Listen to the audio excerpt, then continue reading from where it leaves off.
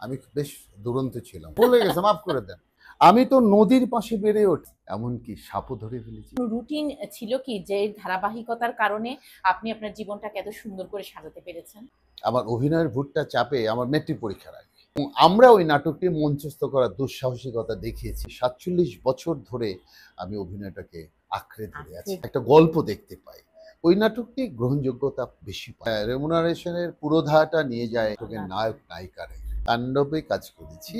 আপনার চোখে ব্যক্তি সাকিব খানকে নিয়ে ফানিশো বলেন, তারপরে অপূর্ব অপূর্ব, এরা সবাই পাগল, মানে অভিনয় পাগল আর কি, সেটা বল। তো সেই কথাটাই শুনবো। একটা আমি আতঙ্কে থাকেন কি? তবুও তো বলেছি, উইশ করেছি। wish করেছি। আমি এখনো শিখছি, অনেক কষ্ট আছে। এসে এসে আমাকে ৫ টাকা দিয়ে গেল থালার ভেতরে, সেও ধারণা করেছে আমি আসলেই ভিক্ষুক। জীবদ্দশায় আমি মরণোত্তর দেওয়ার পক্ষপাতী। আপনি পক্ষপাতী। ও নদীরে প্রিয় মুখ কিংবা চেনা মুখ, সেই সন্ধানে অগ্রযাত্রা ছুটে চলছে প্রতিনিয়তই। আজ সে প্রিয় মুখ চেনা মুখের সন্ধানে চলে এসেছি এমন একজন মানুষের সন্ধানে, যার কথা বলতে গেলে অনেক বড়, হয়তো বা বই লিখেও আমি শেষ করতে পারবো না। একজন প্রিয় অভিনেতা, যার অভিনয় একেবারেই সাদামাটা এবং ব্যক্তি জীবনেও যিনি অহমিকাকে মনে হয় না কখনো আলিঙ্গন করতে পেরেছেন। এই মানুষটি ছোট থেকে যেভাবে বড় হয়ে উঠেছেন, সেই বড় হওয়ার ধারাবাহিকতা কিন্তু তার পরিবারের সন্তানদের মাঝেও দিয়ে গেছেন। আর দেরি না করে পরিচয় করিয়ে দেই, কে সেই মানুষ, কে সেই হিরো। খলিলুর রহমান কাদেরী। আজকে কথা হবে, গল্প হবে এবং অনেক না জানা কথা হবে। আরেকটি মেসেজ আছে কিন্তু জীবন সঙ্গিনীও সাথে। চলুন তাহলে পরিচয় হয়ে নি সেই চেনা মুখ। আসসালামু আলাইকুম। ওয়ালাইকুম আসসালাম। কেমন আছেন আপনি? জি আলহামদুলিল্লাহ ভালো আছি, আপনি ভালো আছেন? আমরা ভালো আছি, আর আপনাকে সান্নিধ্যে পেয়ে আমরা আরো বেশি ভালো হয়ে গেলাম। কেননা যেভাবে আপনাকে জানি চিনি, আজকে কিছুটা সময় আপনার সান্নিধ্যে থেকে মনে হলো আসলেই জীবন সুন্দর। হ্যাঁ, জীবন তো সুন্দর, বৃক্ষ সুন্দর, পাতা সুন্দর, এই পৃথিবীটাই সুন্দর। তাই তো ওই একটা গান আছে, জানেন তো, এই সুন্দর পৃথিবী ছেড়ে মন যেতে নাহি চায়, নাহি চায়, তবুও জীবন কেন ডেকে নিয়ে যায় কে জানে কোথায়। আসলে গানের কথা যদিও, গানটা শুনে আবার আমার ভালো লাগা, এই গানটা কিন্তু বেশ ভালো লাগে আমার। তারপরে মনে হয় না, বেঁচে থাকবো অনন্তকাল মানুষের মাঝে, মানুষের ভালোবাসা। আপনার এই অভিনয় জগতে প্রবেশ দীর্ঘটা সময়, থিয়েটার থেকে, গাইবান্ধা থেকেই আমরা যেটা জানি আপনি মঞ্চে কাজ করছেন। সেই সময়ের ধারাবাহিকতায় এতটা সময় নিজেকে একটা জায়গাতে মনোনিবেশ করিয়ে রেখেছেন। ভালোবাসা, ভালো লাগা দুটাই সংমিশ্রণ ছিল এই দীর্ঘ চলার পথের কিছু অভিজ্ঞতা। আসলে আমার শৈশব এবং কৈশোর কেটেছে গ্রামে। গ্রামের বাড়ি গাইবান্ধা শহর থেকে, গাইবান্ধা জেলা শহর থেকে ৫ কিলোমিটার পূর্বে ঘাঘট নদীর পাড়ে আমি বেড়ে উঠেছি। আমার শৈশব কৈশোর দুরন্তপনায়, আমি বেশ দুরন্ত ছিলাম। আমার একটু কৌতূহল যে আপনি দুরন্ত ছিলেন কি, বা সেই দুরন্ত মানার ছোট কিছু কি আমরা দর্শকদের উদ্দেশ্যে না না, শোনাতে পারি? আসলে দেখে তো বোঝার কোনো উপায় নেই কে দুরন্ত না ভদ্র লেজ বিশিষ্ট, এটাও বলা যাবে না। বিষয়টা হলো যে আমার মনে আছে, আমার গ্রামে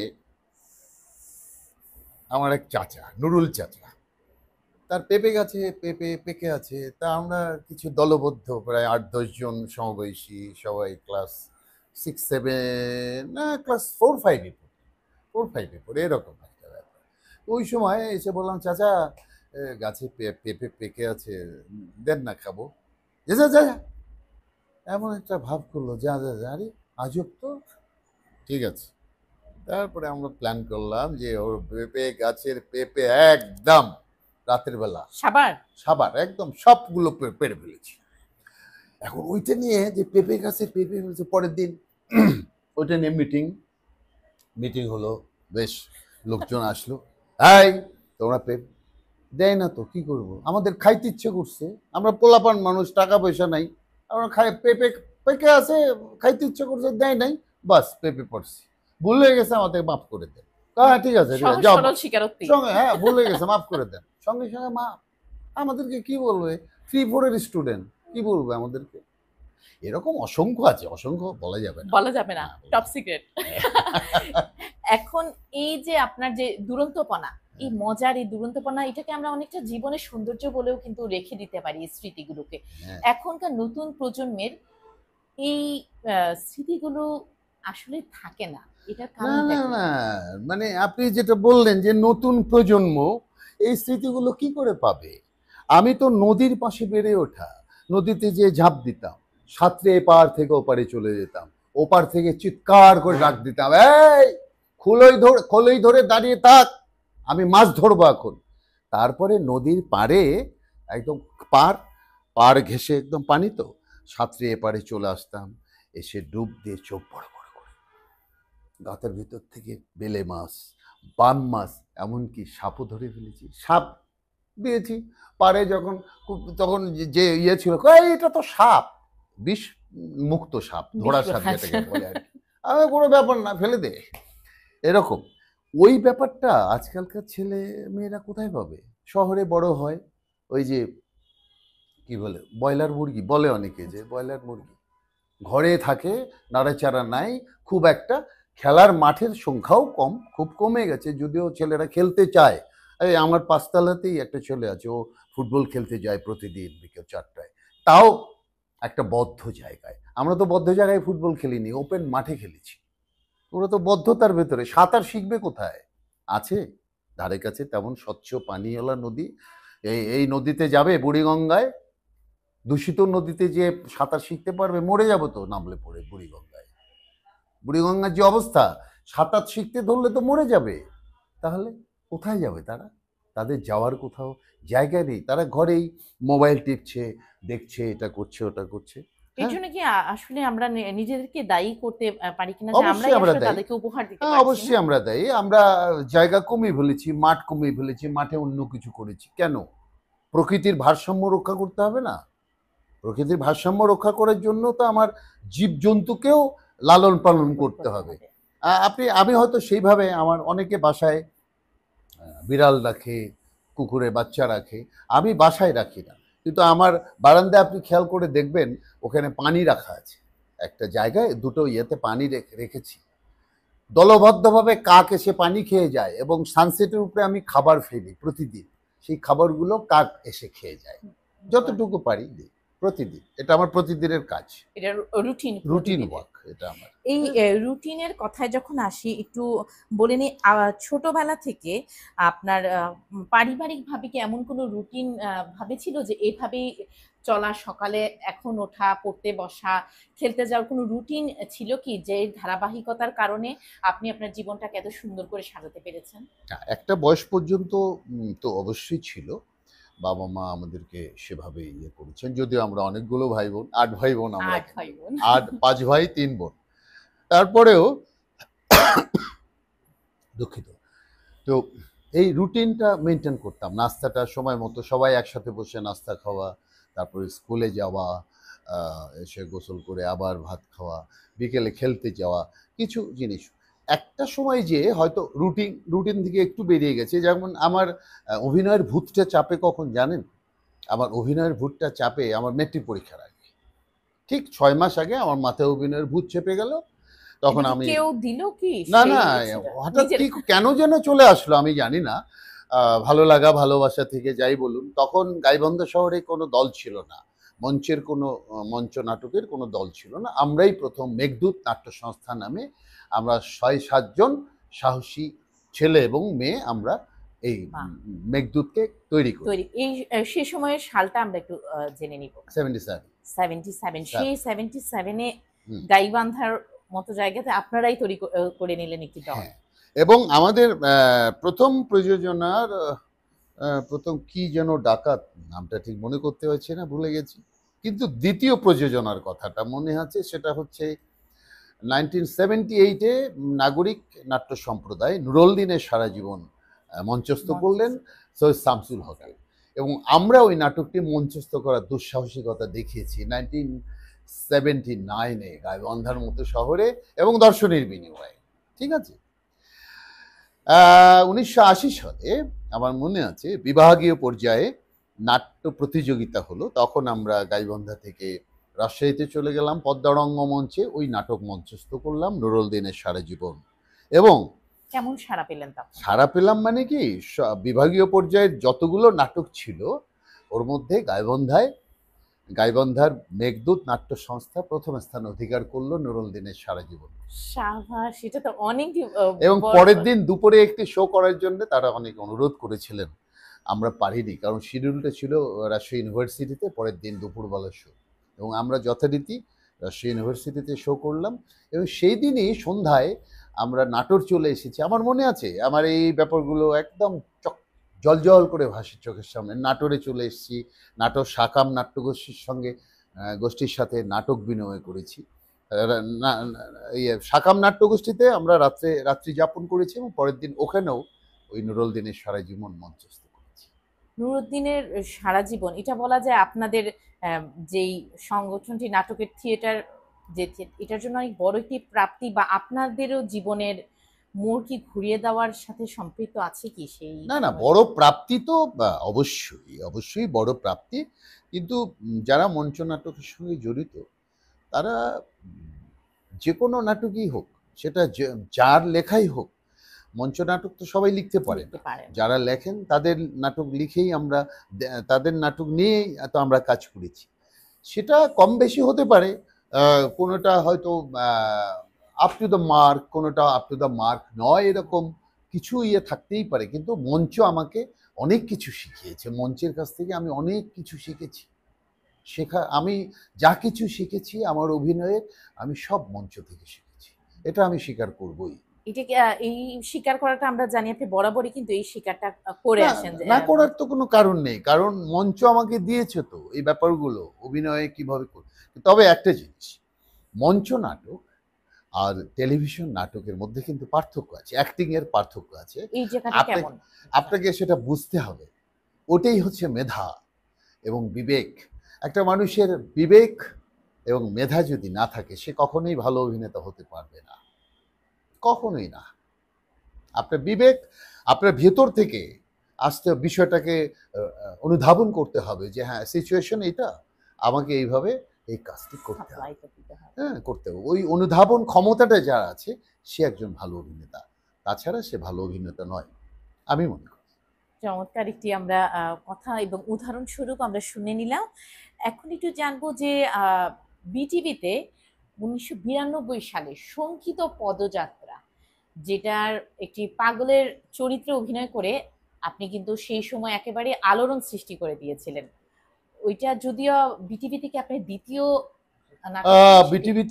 বিটিভিতে ওইটা আমার তৃতীয় নাটক, না তৃতীয় না, এটা সিরিয়ালে দ্বিতীয়, সিরিয়াল নাটকের দ্বিতীয়।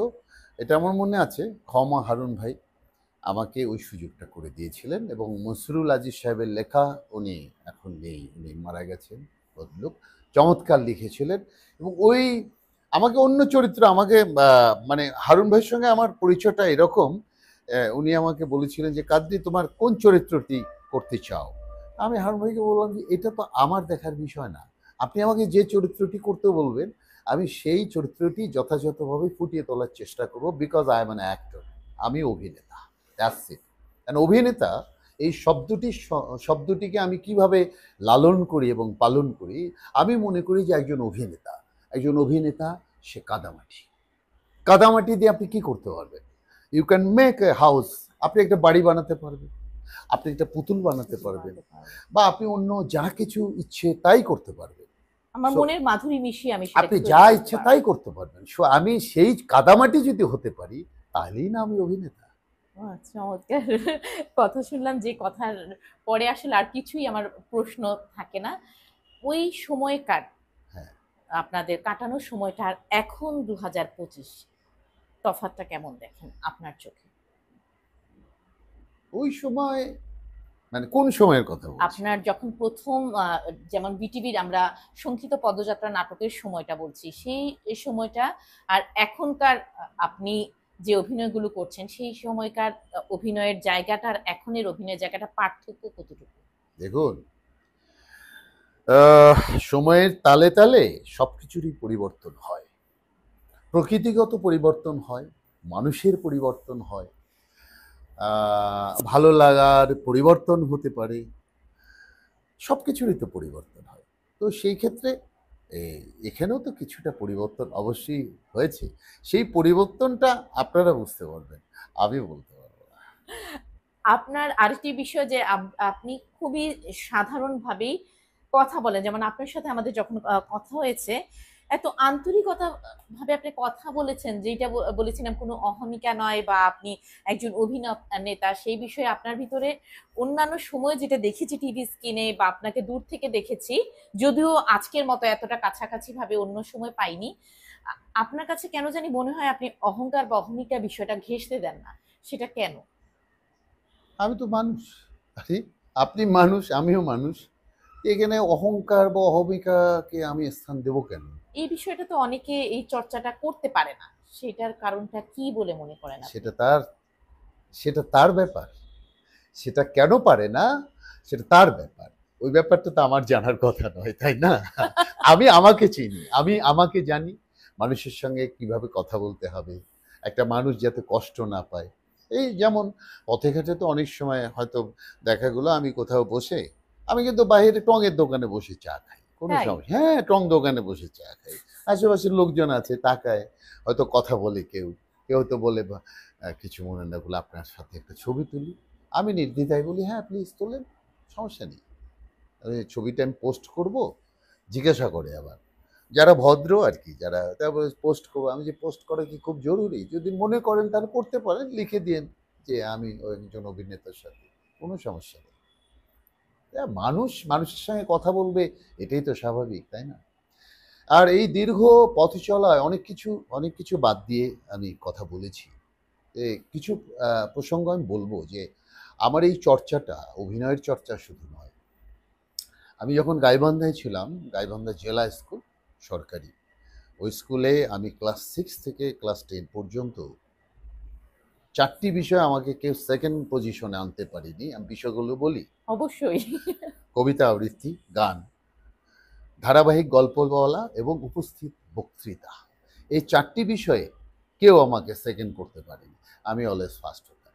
এবং ওই ভালো লাগা ভালোবাসাটাকে আমি ধরে রাখতে পেরেছি বলেই হয়তো আজকে কত বছর, আজকে 46-47 বছর ধরে আমি অভিনয়টাকে আঁকড়ে ধরে আছি, ধরে এবং আছে। সেটা আমার রক্তের মিশে গেছে। আমি তো অভিনয়, ধরেন এই যে আজকে বসে আছি, বা ভালো এরকম লাগছে। এলোমেলো দিন থাকে অনেক, খুব খারাপ লাগে যে আমি কেন অ্যাক্টিংটা করছি না, আমি বাইরে নেই কেন, আমি বাসায় বসে আছি কেন। মানে এটা এই খুব জায়গাটা কষ্টের একটা ব্যাপার আমার। আপনাকে এমন ভাবে আমার টানে বিষয়। আমার খুব কষ্টের ব্যাপার এটা। আর এখন, হ্যাঁ, আপনি বলছিলেন যে বাবা মা অনেক নাটকে থাকে না, অনেক হুম, হুম। থাকে না, থাকে না যে একেবারে তা কিন্তু নয়। আর একটি নাটক পরিপূর্ণতা তখনই লাভ করে যখন আহ, একটা, আমরা নাটকে একটি ফ্যামিলি দেখতে পাই, ফ্যামিলি দেখতে পাই। একটা গল্প দেখতে পাই, ওই নাটকটি গ্রহণযোগ্যতা বেশি পায়, তাই না? আর হ্যাঁ, বিভিন্ন ধাঁচের বিভিন্ন ধারার নাটক আছে, মারপিট হয়তো ধুমধাম অ্যাকশন ধর্মী নাটক আছে, সিনেমা যেমন, সিনেমা। নাটকও তেমন চলছে। আসলে এটা ট্রেন, এখন বর্তমান প্রেক্ষাপটে যেটা মানুষ দেখতে চায় সেভাবেই ডিরেক্টররাও বানায়। কিন্তু বাবা মায়ের চরিত্র একটু কমেছে, বাট ওই রকম কমেনি। আপনি একটু আগে বলছিলেন হ্যাঁ, আমাকে, জি। বাবা মায়ের চরিত্রটা আমরা এখন অনেক জায়গাতেই দেখতে পারি না। সেটা কি আলাদা করে কোনো কারণ আছে বলে কি আপনি? আলাদা করে কোনো কারণ তো আমি খুঁজে পাই না। কারণ হচ্ছে বাবা এবং মায়ের চরিত্র যারা অভিনয় করে তাদের রেমুনারেশন তো খুব বেশি নয়। আসলে রেমুনারেশনের পুরোধাটা নিয়ে যায় হিরো এবং নাটকের নাটক। নায়ক নায়িকারাই। তাতেও কোনো সমস্যা নেই।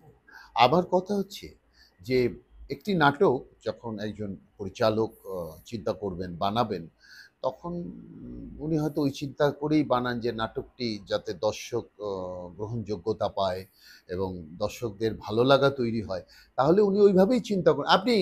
আমি অবশ্য উদাহরণটা টানতে চাই না, তবুও একটু না বললেই নয়।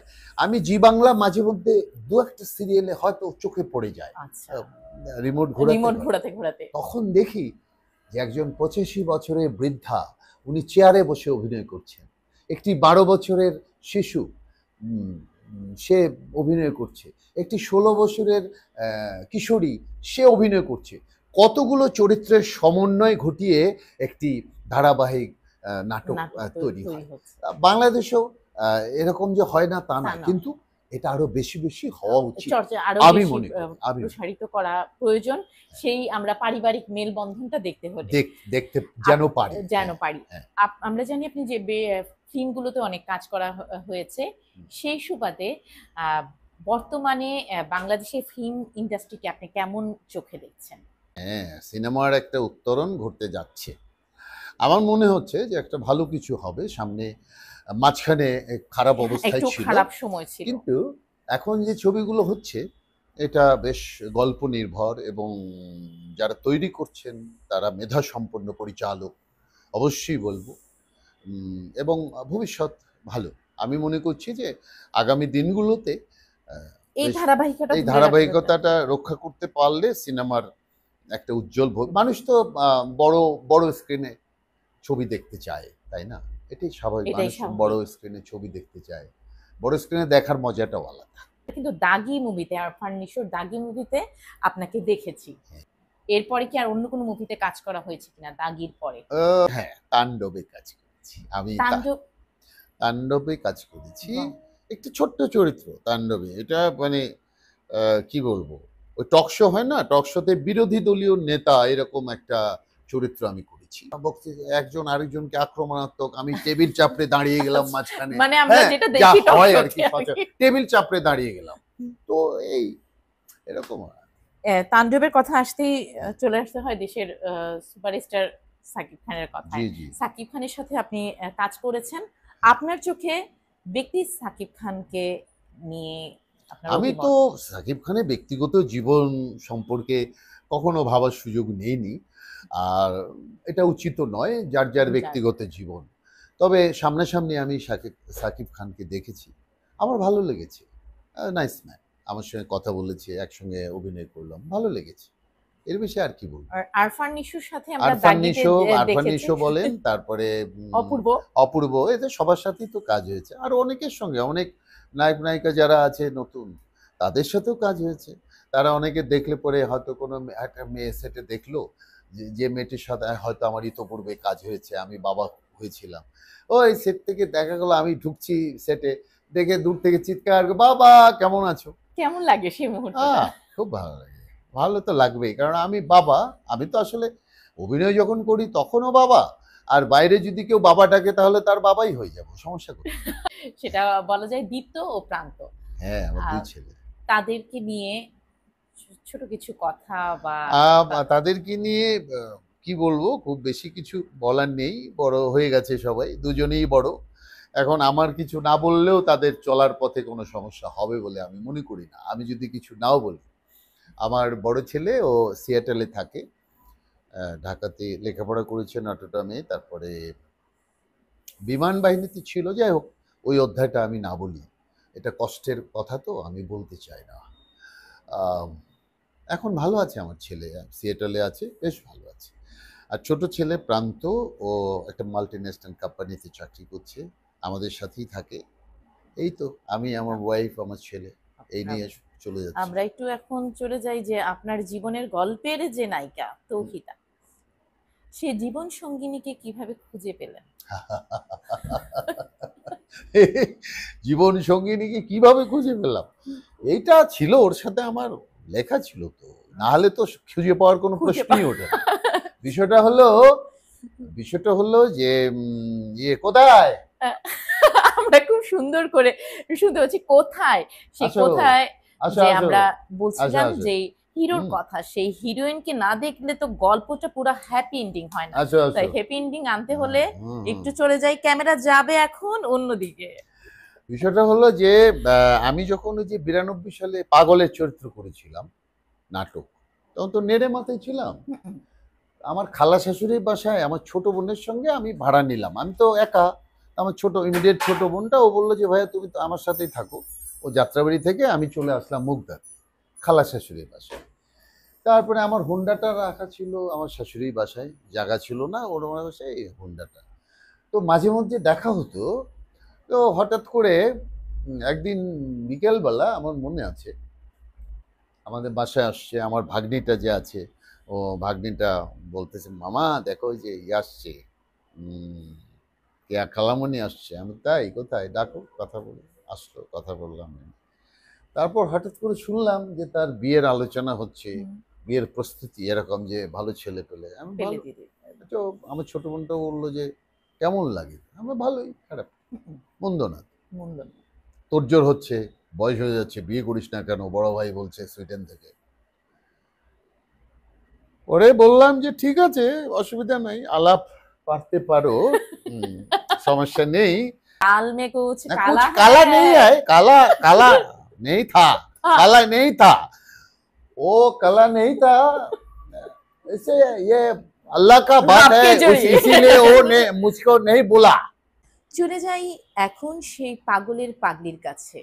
দেখা যাক পাগলি কিন্তু মুচকি মুচকি হাসছে, কিন্তু কি বলে সেই সময়কার কথা। আসসালামু আলাইকুম, কেমন আছেন? আছি আলহামদুলিল্লাহ, আপনি কেমন আছেন? আলহামদুলিল্লাহ। এবং একটু অন্যরকম শোনালেও আপনাদের পাগল পাগলির জুটি দেখে কিন্তু কে মন্দ থাকবে বলেন।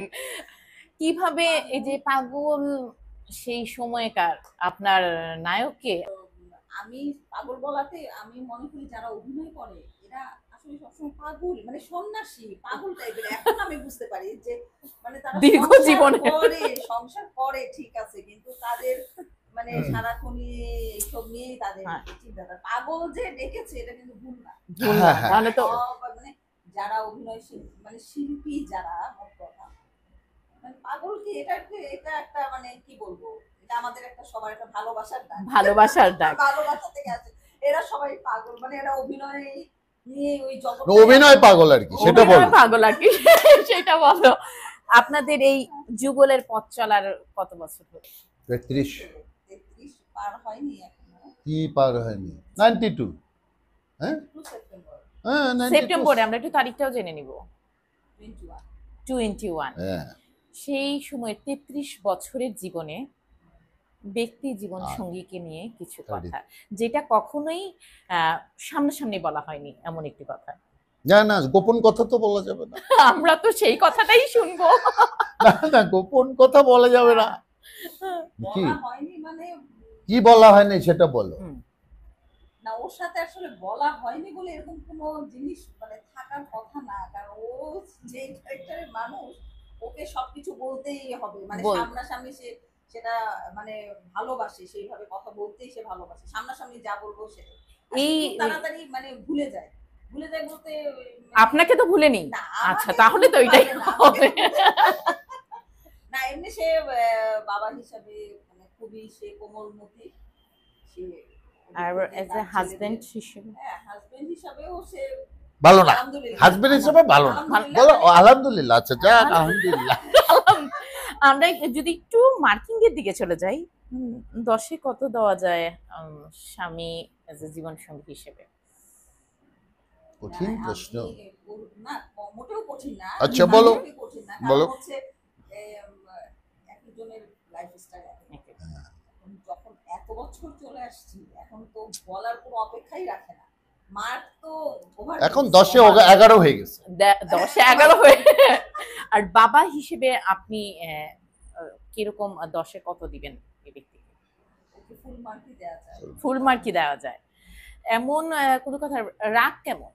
আমরা তো মনে করি যে মনে হয় রাগটা নেই, খুবই সুন্দর একটু দেখেন, হাসি আমি হাসি সিংহ করে রাশির জাতক, রাগ আসলে আমি সহজে রাগি না। রাগে না। এখন এই যদি বিষয়টা যদি কখনো রেগে যায় তাহলে আমাকে কন্ট্রোল করা কিন্তু একটু মুশকিল। না না, ও বলে বেশি, ও বলে বেশি, কিন্তু আমি আমার মানে এত বছর জার্নিতে যেটা দেখে আসছি, সে রাগ করে আবার ভুলেও যায় তাড়াতাড়ি, আর তাকে মানুষ খুব তাড়াতাড়ি ভুল বুঝে, যেটা আমি বুঝতে পারি, অনেকে বুঝতে পারে না, তাকে ভুল বুঝে এই কারণে ও তো কথা বলতে ভালোবাসে, তো মানুষকে আপন ভেবে অনেক কিছুই বলতে চায়। চায়। হ্যাঁ, যেটা ঠিক আছে? এখন যেটার আমরা কারণে খুব সুন্দর একটি হ্যাঁ, যে কারণে মানুষ এটাই তো কথাটা মানে যখন কারোর সাথে কথা আপন ওর ভেবে। ভিতরে কিছুই থাকে না।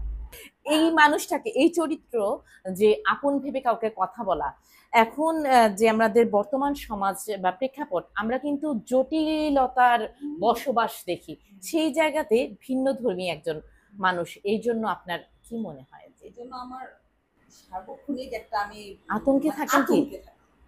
আতঙ্কে থাকি কারণ আমার মানে নট অনলি মানে আমি, আমার সন্তানরাও সার্বক্ষণিক আতঙ্কে থাকি যে বাবা তাকে কখন মানে কি মানে হয়তো এমনিতেই একটা কথা বলে ফেললো, হ্যাঁ ও দুষ্টামি করে, ও আবার সিরিয়াস হয়ে যায়, ও যে কখন দুষ্টামি করছে কখন সিরিয়াস এটা তো মানুষ বুঝবে না, এটা আমরা বুঝি। হ্যাঁ, কিন্তু ওর ভিতরে তো ওই রাগ বা মানে কুটিলতা ভাবে কথা বলবে সেটা নেই, সে বলে দিচ্ছে একটা মনে হচ্ছে সে মানে বাচ্চারা যেরকম অনেক কিছু না বুঝে বলে ফেলে, আম্মু প্লেন কেন আকাশ দিয়ে উড়বে, কিভাবে উড়বে, মানে কিরকম একটা অনেক ধরনের কোশ্চেন আছে না, ওর ভিতরে দেখা যায় যে এই জিনিসগুলো এমন ভাবেই করে বাচ্চা সুলভ একটা জিনিস কাজ করে, যার ফলে অনেকে ওকে বুঝতে ভুল করে। এটাই আমাদের ভয়ের কারণ। ভয়ের কারণ। কারণ মানে আমাদের সহজ সরলতাটাও আসলে বর্তমানে কিছুটা আতঙ্কের আতঙ্ক, বিষয়। আমার এই বললাম, দেখেছেন আপনাকে কতটা ভালোবাসে। কি কখনো কি আতঙ্কে ফুল থাকে দিয়ে সে। বলেছে? ফুল দিয়ে কোনো সম্বোধন করেছে বা আপনাকে সারপ্রাইজ করেছে হাতে ফুল নিয়ে? এই চরিত্র কি দেখা যায়? আমরা তো একটু জানতে চাই যে এই মানুষটার ওই রোমান্টিক চরিত্রটা। তার রোমান্টিক চরিত্র শুধু ফুল নিয়ে না, সে আমাকে অনেক দামি উপহার দিয়েও সারপ্রাইজ করেছে, যেটা আমি কখনো হয়তো বা আশা করিনি। দেখা গেল অনেক জুয়েলারি দিয়েও আমাকে এমন ভাবে মানে আমার ছেলেরাও হয়তো ভাবেনি বাবা এত দামি একটা জিনিস আম্মুকে হয়তো বার্থডেতে গিফট করলো বা এমন। আর ফুল তো সেটা সেটা সেটা একটা সময় ছিল, এখন নেই। তাকে বলতো তার মনে নেই আমার বার্থডে, সে হয়তো চলে আসতেছে সেই সময় তার মনে হচ্ছে আমার বার্থডে, সে এমনও দিন আছে বাটার বন নিয়ে এসে আমাকে হ্যাপি বার্থডে জানিয়েছে, মানে ও আমাকে থেকেও এইরকম তাহলে তবুও তো বলেছি, উইশ করেছি, এটা আসলে অন্যরকম। আমরা এখন এই রংচটা দুনিয়াতে কিংবা আমাদের মুখের আড়ালে অনেক মুখোশ থাকে, সেই জায়গায় এই ছোট্ট একটি ক্লিপ কিন্তু জীবনের অনেক মানে রাখে। আমিও আজকে অন্যরকম একটা অনুভূতি পেলাম, আসলেই ভালো লাগলো। এই ভালো লাগার চোখের জলগুলো লুকিয়ে থাকুক, কিন্তু হারিয়ে না যাক। এই যে এই বিষয়টা আসলে অনেক অন্যরকম লাগলো। আপনাদের সুন্দর এভাবে একজন আরেকজনকে অ্যাপ্রোচ করা বা আপনাকে সুন্দর করে প্রপোজ করেছে। এখন শেষ সময়টাতে আপনার কাছে জানতে চাইবো, অভিনেতা হিসেবে আপনি কেমন দেখেন? যখন বাসার টিভিতে দেখেন আপনার কেমন মনে হয় এই মানুষের অভিনয়টা? আমার অভিনয়টা মানে আমি হলাম সবথেকে বড় সমালোচক। আচ্ছা, এটা প্রয়োজন আছে আমাদের। সবথেকে বড় সমালোচক ওর আমি, মানে ভালোটা হয়েছে সেটা মানে বলি, কিন্তু আমি বেশিরভাগই চেষ্টা করি ওকে একটু একটু হলেও ভুল ধরে দিতে। এটা কেন? এটা এটা এটা এটা এরকম হয় না, ঠিক এটা এটা হলে ঠিক হতো, এটা এই কারণটা কি? এটা হলো ঠিক হতো, মানে এটা সবসময় আমি মানে আমি চাই যাতে করে আরো ভালো করি, আরো আরো বুঝতে হবে। সহজ হিসাব বুঝতে। আমার অভিনয়টা এখানেই শেষ, আর হয়তো বা কবে করব না, এটা আমি কখনোই ভাবি না। হয়তো বা আমি কখনোই এটা ভাবি না, কারণ হচ্ছে আমি জানি শেখার কোনো শেষ নেই। আমি এখনো শিখছি, আমি এখনো শিখছি মনে করি। আমাদের কাছে যেটা মনে হয় যে ও হয়তো বা আরো অনেক ভালো কিছু আসে, মানে ওনার দ্বারা আরো ভালো কিছু হবে, অবশ্যই হবে। এটাই আমাদের আশা এখন, মানে ভালো কিছু হবে তখনই যখন আমাকে নিয়ে কোনো পরিচালক আরো ভালো কিছু করার চিন্তা করবে, তখন ভালো কিছু হবে। সেরকম কোনো পরিচালক যদি চিন্তা করে যে না, কাদরি ভাইকে দিয়ে আমি এইটা করাবো। আমি একটি চলচ্চিত্র প্রসঙ্গে বলতে চাই, সেটা হচ্ছে হ্যাঁ, যিনি পরিচালক ছিলেন ওনার নাম মির্জা সাখাওয়াত হোসেন, ওনার পরিচালনায় ভাঙন নামে একটি চলচ্চিত্রে আমি অভিনয় করেছি, এবং সেখানে উনি আমাকে দিয়ে একটি ভিক্ষুকের চরিত্র করিয়েছেন। 8 দিন আমাকে দাড়ি লাগাতে হয়েছে, লম্বা দাড়ি, এবং ভিক্ষুকের চরিত্রটি আমি করেছি। এই চরিত্রটি টোটাল 63টি দৃশ্যের মধ্যে 23টি দৃশ্য আমার, এবং একটা ইয়াং বউ আর একটা ওল্ড ইয়েতে থাকে, বস্তিতে থাকে ওই বৃদ্ধা, আর এই মেয়েটি আমার গাড়িতে করে, আমি বসে থাকি, আমার হাত পায়ে ঘা, হাতে ব্যান্ডেজ করা, দাড়িওয়ালা, আমি ভিক্ষা করছি, সে ওই ট্রলি ঠেলে ঠেলে। এই ছবিতে এতগুলো সিকোয়েন্স, এবং এই যে চরিত্রটি আমি চরিত্র করেছি করেছেন। যথেষ্ট যত্নের সাথে আমি চরিত্রটি করেছি, কিন্তু ফিডব্যাক কোথায় পেলাম? ফিডব্যাক পেয়েছি মানুষের ভালোবাসা, মানুষের আর ভালোবাসা। কিছু না। কিন্তু মির্জা সাখাওয়াত হোসেন খুব দুঃখ করে প্রকাশ করে বলেছেন যে জুরি বোর্ডের যারা সদস্য ছিলেন ওনারা তো ছবিটা 10 মিনিটও দেখেনি, তাইলে আপনি কি করে ইয়া পাবেন, ন্যাশনাল অ্যাওয়ার্ড পাবেন? পুরো ছবিটা দেখলে আপনাকে ন্যাশনাল অ্যাওয়ার্ড দিতে তারা বাধ্য থাকবে। আমি তো দরকার নেই এত বাধ্যবাধকতা, আমি তো মানুষের ভালোবাসা পেয়েছি, ওটাই আমার অ্যাওয়ার্ড, আপনার- ফরগেট অ্যাবাউট দ্য অ্যাওয়ার্ড বলে দিয়েছি। এটা কি আমরা বলতে পারি যে আপনার কোনো মন মানে কষ্ট লাগার কোনো জায়গা থেকে এই না জায়গাতে? না না না, কষ্ট না, কষ্ট না, কষ্ট না আমার।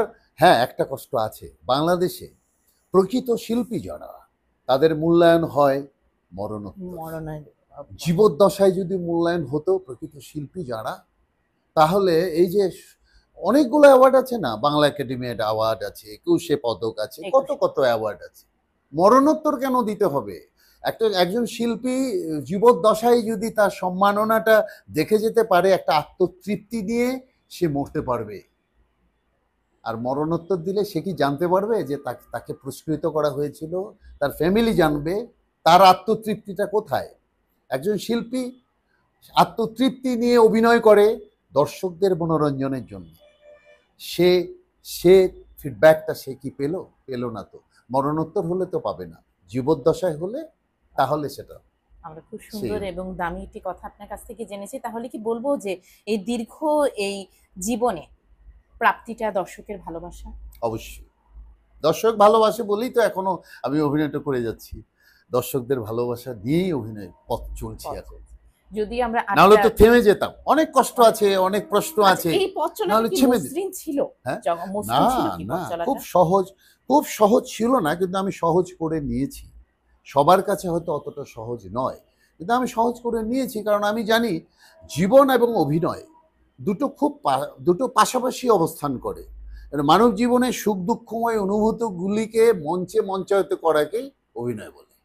সোজা কথা, মানুষের জীবনে সুখ দুঃখময় অনুভূতিগুলোই তো আমরা মানুষ ধারণ করে ধারণ করে অ্যাক্টিংটা করি, তাই actingটা তো? করেন বা আমাদের সামনে তাহলে- তুলে ধরেন। তাহলে সেটা যদি আমি প্রপারলি করতে পারি, তাহলে আমার কষ্ট থাকবে কেন? আমার কষ্ট থাকার কথা না তো। অনেকের সুন্দর কথা, আনন্দের একটি অভিজ্ঞতা। এই দীর্ঘ জীবনে 47-48 বছর জীবনে এই আনন্দের একটি স্মৃতি যেটি খুব ভালো লাগে আজও। ভালো লাগে মানে কি, আমার ওই যে বললাম না যে ছবিটি ভাঙন, ভাঙ্গন। ভাঙন, ওই ছবিটি শুটিং এর সময় আমার মনে আছে, তেজগাঁ রেল স্টেশনে শুটিং করছি। তো ওইখানে একটি বাচ্চা মেয়ে, ওর মতো বয়স, এই ধরেন 8-10 বছর বয়স হবে, আমার সামনে থালা আছে, থালাতে টাকা পয়সা দেওয়া আছে, আমি বসে আছি। একটি বাচ্চা মেয়ে 2 টাকার একটা নোট নিয়ে দাঁড়িয়ে আছে অনেকক্ষণ, প্রায় 3-4 মিনিট। আমি তাকিয়ে বলছি, ও জানে ঘটনাটা। আমি বলেছি, কি মা, কি হয়েছে? এটা আপনাকে দেব, এটা আপনাকে দেব। কি যে ভালো লাগলো আমার। তারপর কতটা বাস্তবমুখী হ্যাঁ, আপনি ওই জায়গাতে ছিলেন। তারপর ওই যে হুইল চেয়ারে বসে একজন ভিক্ষা করে, একজন ভিক্ষুক, ওই তেজগাঁ রেল স্টেশনে এখনো গেলে পাবেন আপনি, হুইল চেয়ারে, তার সঙ্গে বৃদ্ধা, তার স্ত্রী। অদ্ভুত ব্যাপার, এক বিকেলে সে এসে আমাকে 5 টাকা দিয়ে গেল থালার ভেতরে, সেও ধারণা করেছে আমি আসলেই ভিক্ষুক। আমার খুব ভালো লাগছে। এটা চরিত্রে আপনি কতটা পরিমাণে নিজেকে আমার খুব প্রবেশ ভালো লাগছে করিয়েছেন বিষয়টা। আসলে যে আমি এইভাবে- বলেছি আমার আপনার সাথে বলেছি, গল্প করেছি যে এইরকম ভাবে ইয়ে করলে আমাকে ভিক্ষুকই ভাবলো তো। ভিক্ষুকই ভাবলো। তার মানে আমি Success এই আমি জায়গায়। চরিত্রটি করতে পেরেছি। অবশ্যই আমরাও জানি এবং আর দুঃখের বিষয়টা আমরা শুনলাম যে 21 মরণোত্তর যে সম্মাননা দেওয়া হয়, আসলে এই বিষয়টা শুধু ব্যক্তি অভিনেতা নিজের জন্য বলেননি, আমি নিজের জন্য বলি, অন্যদের উদ্দেশ্যেই বলেছেন যে এই জায়গাটা আসলে আপনাকে কষ্ট দেয়। কষ্ট এই জায়গাটা দেয়। এটার জন্য কি আমরা এটার কোনো রকম যেটা বলে সংস্কার কি আনতে পারি কিনা? হ্যাঁ, এটা কোনো যারা নীতি নির্ধারক, যারা এই পুরস্কারগুলো দেন, 21 পদক, বাংলা একাডেমি পদক, তারপর আরো বিভিন্ন স্বাধীনতা পদক, স্বাধীনতা পদক, যেগুলো জি। পদক আছে ভালো ভালো, যারা এটার নীতি নির্ধারক, যারা দেন পদক, তারা বিশ্লেষণ করে সঠিক এবং প্রকৃত সম্মাননা যারা পাওয়া দরকার জীবদ্দশায়। আমি মরণোত্তর দেওয়ার পক্ষপাতী আপনি নই। পক্ষপাতিত্ব নয়। জীবদ্দশায় দেখ না, জি। এটা তাদের জন্য একটা বিশাল পাওয়া হবে। রাষ্ট্রীয় সম্মান বলে একটা কথা, রাষ্ট্রীয় বড়ই ভালো লাগে। এই ভালো লাগাটা তো এমনি এমনি এমনি হয় আসে না। না। আমরা অবশ্যই আপনার কথার মাধ্যমে আমরা দৃষ্টি আকর্ষণ করব সেই সব নীতি নির্ধারকদের, যে আপনারা একটু এই বিষয়টা বিবেচনা করবেন। আসলে এই বিষয়টা কিন্তু অনেকের ভেতরেই কষ্ট, কেউ পুষে রাখছে, কেউ হয়তোবা বলছে। এখন যদি আমাদের আড্ডার একেবারেই শেষ প্রান্তে চলে এসেছি, কিন্তু ছাড়ছি না গান না শুনে, এবং একটু কবিতাও তো শুনতে হবে। পাশে যিনি বসে আছেন তাকে উদ্দেশ্য করেই হয়ে যাক একটি গান। তাকে উদ্দেশ্য করে গান? অবশ্যই আমরা আজকে না না না, তাকে উদ্দেশ্য করে গান গাইতে হবে এমন কোনো কথা আছে নাকি? আমরা একটু শুনতে চাই। হেমন্ত মুখোপাধ্যায়ের একটি গান গাই। এই গানটা ভালো লাগে। ও নদী রে, একটি কথা শুধাই শুধু তোমারে, বলো কোথায় তোমার দেশ, তোমার নেই কি চলার শেষ। ও নদী রে, তোমার কোনো বাঁধন নাই, তুমি ঘর ছাড়া কি তাই। তোমার কোনো বাঁধন নাই, তুমি ঘর ছাড়া কি তাই। এই আছো ভাটায়, আবার এই তো দেখি জোয়ারে, বলো কোথায় তোমার দেশ, তোমার নেই কি চলার শেষ। ও নদী রে, একুল ভেঙে ওকুল তুমি গড়ো, যার একুল ওকুল দুকুল গেল, তার লাগি কি করো। একুল ভেঙে ওকুল তুমি গড়ো, যার একুল ওকুল দুকুল গেল, তার লাগি কি করো। আমায় ভাবছো মিছে পর, তোমার নেই কি অবসর। আমায় ভাবছো মিছেই পর, তোমার নেই কি অবসর। সুখ দুঃখের কথা কিছু কইলে না হয় আমারে, বলো কোথায় তোমার দেশ, তোমার নেই কি চলার শেষ। ও নদী রে, একটি কথা শুধাই শুধু তোমারে, বলো কোথায় তোমার দেশ, তোমার নেই কি চলার শেষ। ও নদী রে। অসম্ভব সুন্দর। আমি জানি আমার ও প্রান্তে যারা বসে আছেন তারা অবশ্যই করতালি দিতে বাধ্য থাকবেন। আপনার তো শোনা হয় সবসময় এরকম চমৎকার চমৎকার কণ্ঠের গান। এই গানগুলো আসলে আপনি এভাবেই থাকবেন, আমরা চাই আপনি আরো অনেক সময় আমাদের মাঝে বেঁচে থাকেন এইভাবেই সুন্দরভাবে। আর আপনি যেমন আছেন ঠিক তেমনই থাকবেন, কেন আমরা আপনাকে এভাবেই দেখতে চাই। এবং আপনার ঘরে যে দুজন পুত্র আছে তাদের মাঝে অবশ্যই আপনার সেই ঘ্রাণ আমরা খুঁজে পাবো, এই বিশ্বাস রাখি। ধন্যবাদ, অসংখ্য ধন্যবাদ আপনাকে।